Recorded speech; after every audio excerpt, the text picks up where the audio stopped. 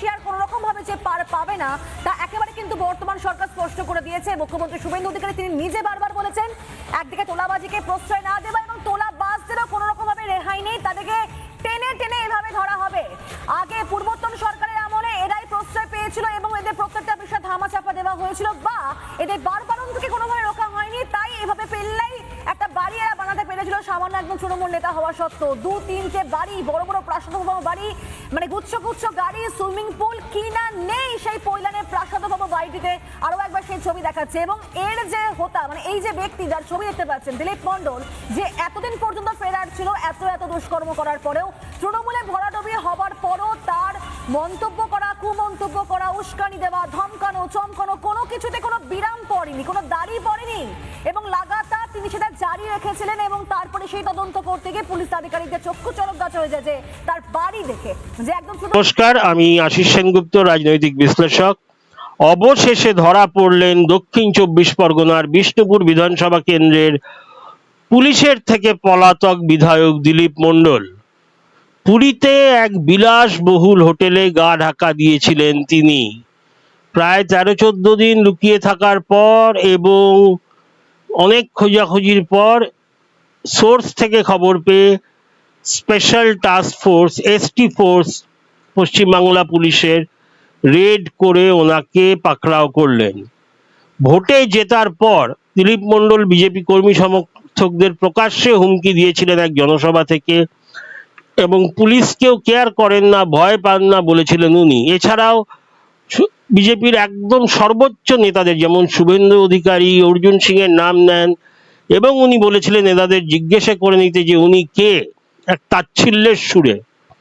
এরপর ওনার নামে এফআইআর করা হয়। এফআইআর এর পরে পুলিশ বাহিনী, কেন্দ্রীয় বাহিনী, র্যাব সবাইকে নিয়ে ওনার ফার্ম হাউস বা বাগান বাড়িতে যান, যেখানে উনি থাকেন ওনাকে অ্যারেস্ট করতে।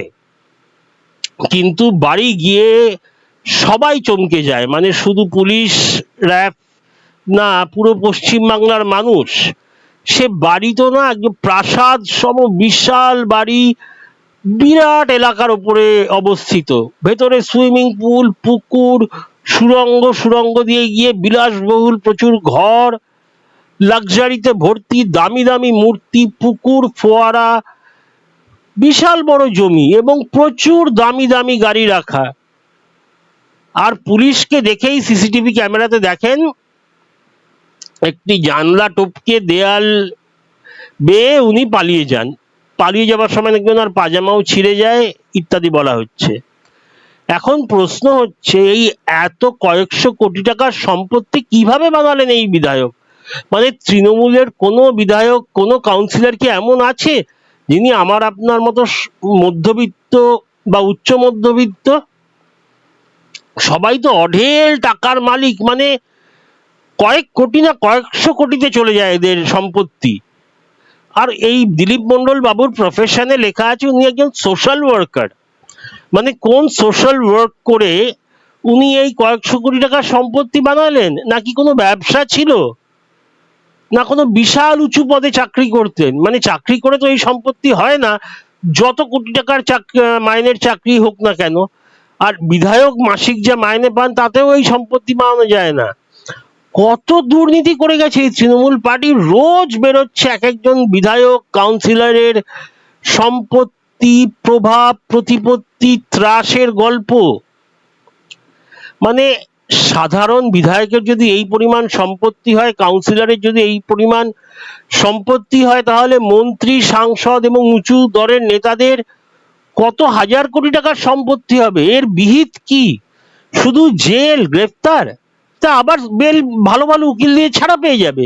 ধরুন ম্যাক্সিমাম আমরা দেখেছি অনুব্রত মণ্ডল, পার্থ চ্যাটার্জি, এদের খুব বেশি হলে 3 বছর জেল হয়েছে, এমনকি সময় 3 বছর। কেন এদের সব সম্পত্তি ক্রোক করে নিলাম করে দেয়া হবে না? এটাই আমার প্রশ্ন। জানাবেন আপনাদের মূল্যবান মতামত। এটা দেখার জন্য অনেক অনেক ধন্যবাদ। জয় হিন্দ।